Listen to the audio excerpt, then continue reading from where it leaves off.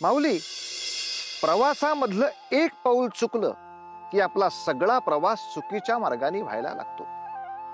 नको नको ती संकट यायला लागतात आणि क्षणात होत्याचं नव्हतं होऊन जातं. आणि आपण जेव्हा विचार करू लागतो की आपलं कुठे चुकलं, पण तोपर्यंत वेळ निघून गेलेली असते. आणि तेव्हा आपण आपल्या इप्सित स्थळी न पोचता कुठेतरी दूर जाऊन पडलेले असतो की जिथून परत येण्याची वाट अशक्य प्राय झालेली असते.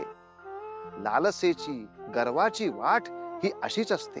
माऊली, हा गर्व तुमच्या नकळत तुमच्याकडून अशा काही चुका घडवतो, अशी काही पाप करवतो की तुमचं प्राक्तनच बदलून जातं आणि मग नवी नवी संकट तुमच्या पदरी येऊन पडतात.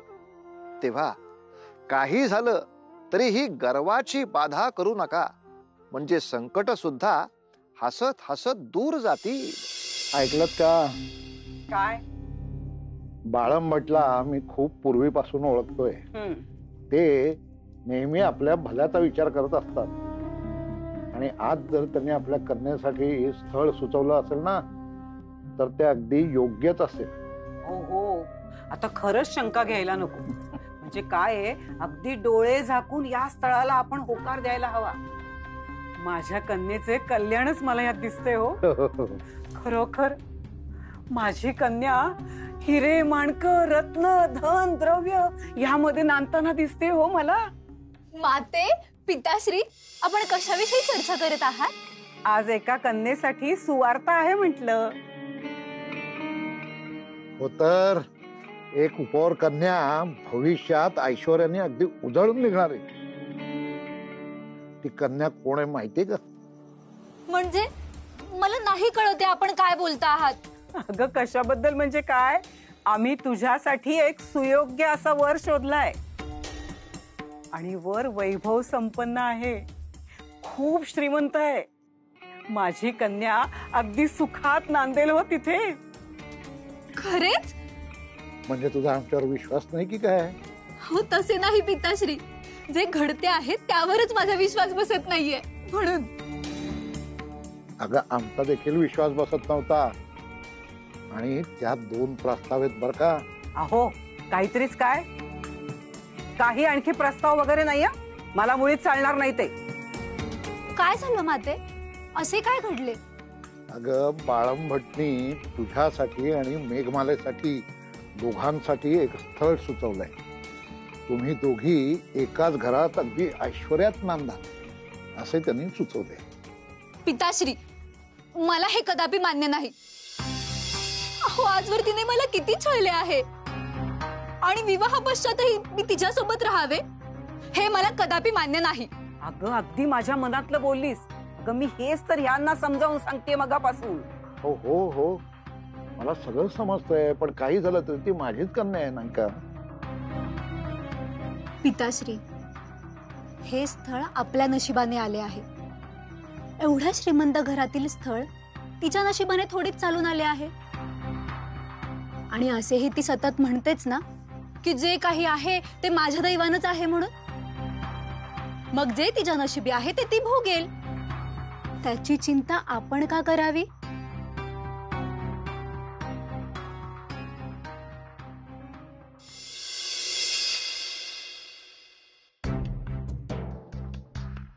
पिताश्री हे घ्या.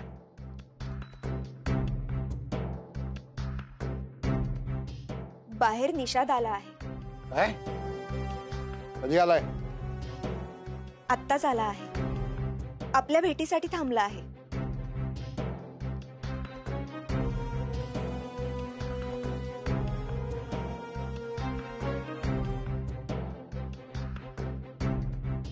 प्रणाम मालक. कधी आलास निषाद? मी प्रातःसमयीच आलो मालक. शेजारच्या गावात जाऊन आपला व्यवहार यथासांग पूर्ण करायचा असं बजावलं होतं का नाही तुला? काय झालं? अरे काय झालं? तोंड शिवलं का तुझं? मालक, मी त्यासाठीच निघालो होतो, परंतु नदी ओलांडताना नदीच्या पाण्याचा प्रवाह खूप तीव्र होता. तो पार करताना मला खूप कष्ट पडले आणि एका घटकेला मला भोवळ येऊन मी पाण्यात पडलो. प्रवाहासोबत मी थेट दुसऱ्या गावात वाहत गेलो. तेथील गावकऱ्यांनी आणि नावाड्यांनी मग मला पाण्याबाहेर काढले. आपलं काम पूर्ण झालं का? पहिलं याचं उत्तर दे.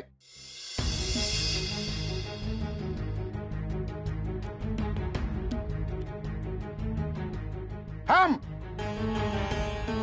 परशाई करू नकोस पाण्याला. पहिले माझ्या प्रश्नाचं उत्तर दे. मला क्षमा करा मालक, परंतु त्याचं झालं असं की ज्या प्रवाहात मी पडलो त्यातच आपल्या व्यवहाराची संपूर्ण कागदपत्रे देखील वाहून गेली आणि त्यामुळे आपला व्यवहार अपूर्णच राहिला. आता त्यास पूर्णत्वास न्यायचे असेल तर व्यवहाराची नवीन कागदपत्रे पुन्हा बनवावी लागतील आणि पुन्हा ती घेऊन तेथे जावे लागेल.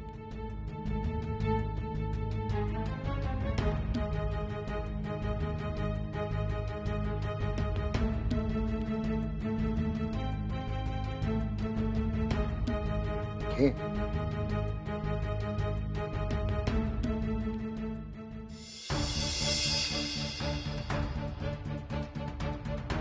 मालक, मला क्षमा करा मालक, क्षमा करा मालक, क्षमा करा. का तोंड्या, तुला लाज नाही वाटत हे इथे येऊन सांगायला? हा, मग त्या प्रवाहात बुडून जीव का नाही दिला तू? हा, मालक क्षमा. मालक,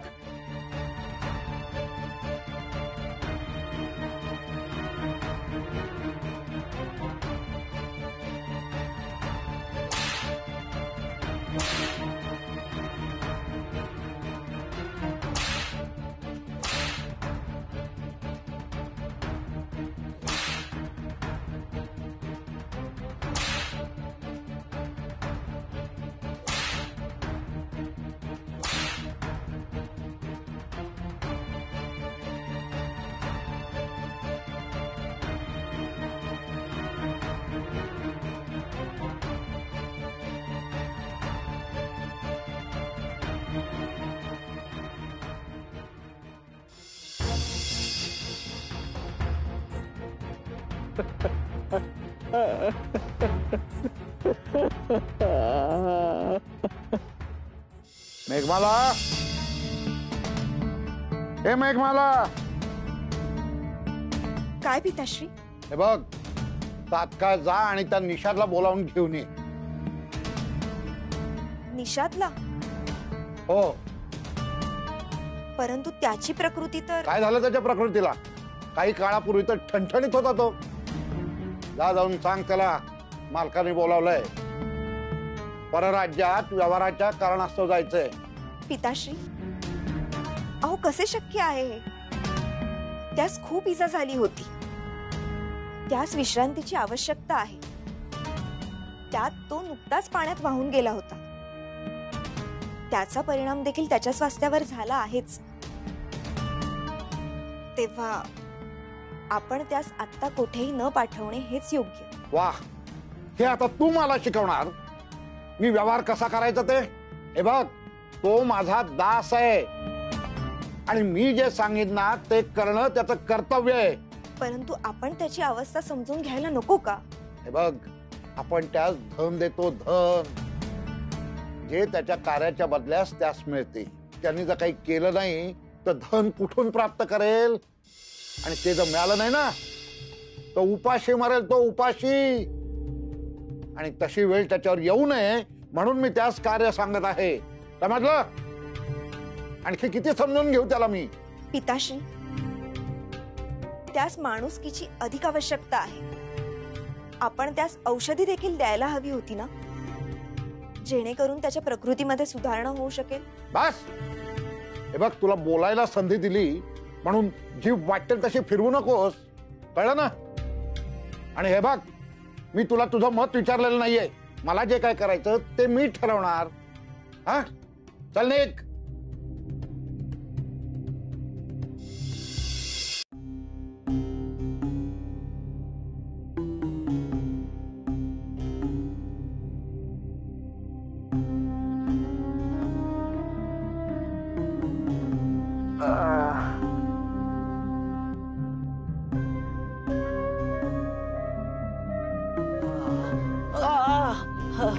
निषाद, काय आवश्यकता आहे एवढी कष्ट घेण्याची?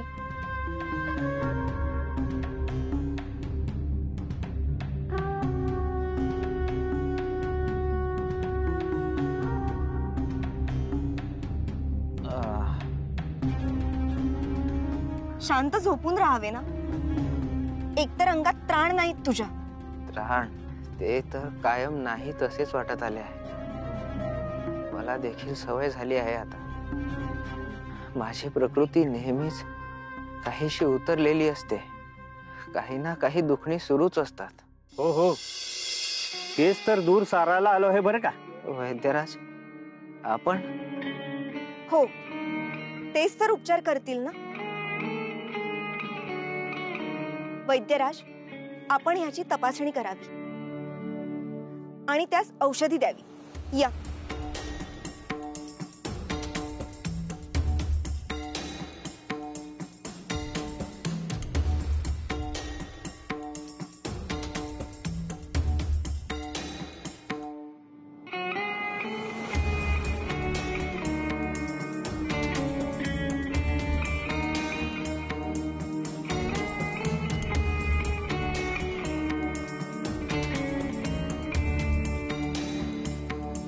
हे घे, हे आयुर्वेदिक काष्टाौषधी चूर्ण आहेत. हे सूर्योदय आणि सूर्यास्ताच्या वेळी घे, न विसरता. मी आपला आभारी आहे. कल्याणमस्तु. येतो मी.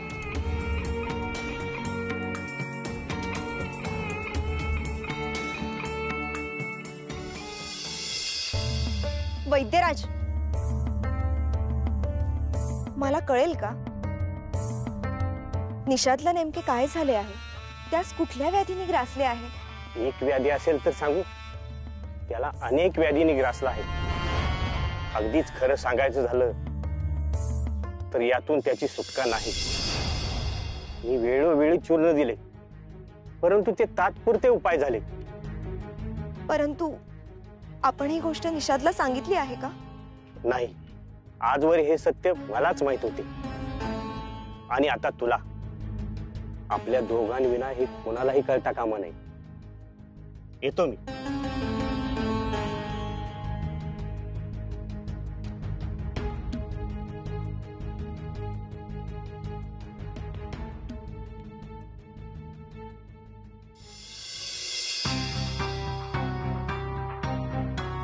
ऐकलेस का वैद्यराज काय सांगत होते? आता तुझी प्रकृती शीघ्र काळात स्वस्थ होणार आहे. ही औषधी त्याच करिता दिली आहे. परंतु मला हे समजले नाही, ह्या घटकेला तू इथे कशी काय? आले लक्षात. मालकांनी मला बोलावले आहे ना, हाच निरोप घेऊन तू इथे आली आहेस. माझे कर्तव्य आहे, निषाद, ते मला करावेच लागेल. नाही निषाद, तू ह्या अवस्थेत कुठेही जाणार नाहीस. पिताश्रींना जे काही सांगायचे आहे ते मी सांगेन. तू आता विश्राम कर. अगं ऐक माझे. नाही नाही ऐकणार आहेस का तू माझं? जर इथून पाऊल बाहेर टाकलेस तर त्याचे परिणाम गंभीर होतील.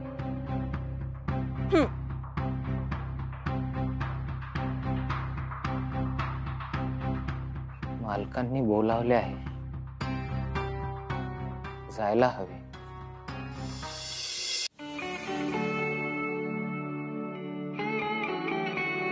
काय झाला निर्णय? नक्की निर्णय काय झाला भैरवनाथ? भाऊजी, अहो निर्णय झाला ना निर्णय. आमचा तुमच्यावर विश्वास आहे आणि थोड्याच दिवसात हे स्वतः जातील स्थळ बघायला आणि मग काय तो निर्णय घेतील आणि बोलणीही करतील. हो, जाईल ना. मी स्वतः जाऊन बोलणी करेन. उत्तम, हेच ऐकायचे होते. दोन्हीही कन्यांच्या विवाहाबद्दल बोलताय ना? म्हणजे भाऊजी, ते म्हणजे आम्ही थोडं. पिताश्री, पिताश्री,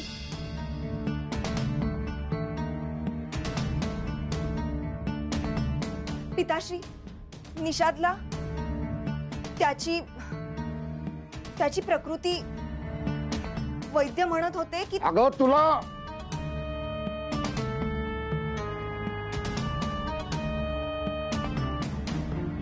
अगं तुला दिसत का नाही इथे महत्वाची बोलणी सुरू आहेत आणि तू इथे येऊन हे काय सांगतेस मला? असू दे भैरवनाथ, असू दे. अगं मेघमाला, अगं तुझ्याच विवाहाची बोलणी चालू आहेत. अगं तुम्ही दोघी बहिणी ऐश्वर्य कुटुंबात प्रवेश करणार आहात. हे बघा बाळंभट, खरं म्हणजे सुवर्णाच्या लग्नाची बोलणी करायची होती. हा, बर बाळा सुवर्णा, सांग बघू तू कोणाच्या नशिबाची? पिताश्री, मी तुमच्याच नशिबाची.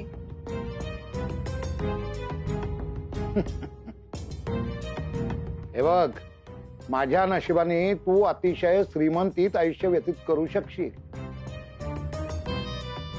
जर मी होकार दिला तर. सांग बघू तू कोणाच्या नशिबाची?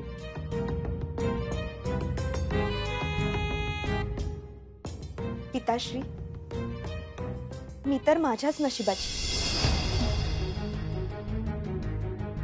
आणखी कुणाच्याही नशिबाची मी नाही. पाहिलं, आजवर या कन्येने एक क्षणभर देखील सुख लागू दिलं नाही. हिच्या जन्मानंतर हिने आईला गिळलं तरी हिला त्याचा काही सोयर सुतक नाही. आणि मी तिच्या कल्याणासाठी एवढा धडपडतोय, पण हिला त्याचं काही देणं घेणं आहे का? बघितलं, हिच्या मनात स्वतःच्या पित्याविषयी माया किंवा आपुलकी काही देखील नाहीये. मालक, प्रणाम मालक. आपण बोलावलं होतं ना, क्षमा करा, जरा विलंब झाला.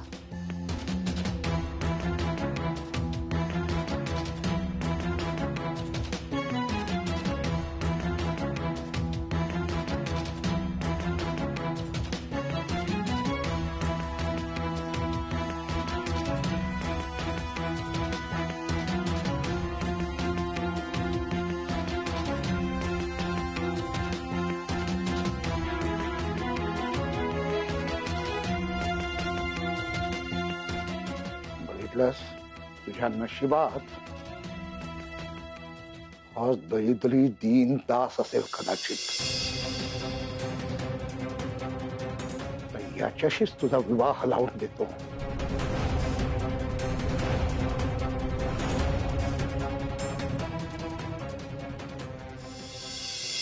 मंडळी, मनुष्याचा जन्म हा कायम सुखासाठी धावतच असतो. कधी ते ऐहिक सुख असतं, कधी धनाचं असतं, कधी सत्तेचं असतं. पण ईश्वरानं प्रत्येकाच्या वाट्याला ठराविक सुख मापून दिलेलं असतंच. आता जर त्या पलीकडे जाऊन मनुष्यानं हाव धरून अधिक सुख मिळवायचा प्रयत्न केला तर शक्यता अशीही असते की आधी प्राप्त केलेलं सुख ते देखील त्याच्याकडून हिरावून घेतलं जातं. त्यामुळे लोभ न धरता समाधानानं कार्य करत राहिलं तर भगवंत आपल्याला निश्चित फळ देतोच. म्हणून आयुष्याचा आदर्श हा मेघमालासारखा ठेवा.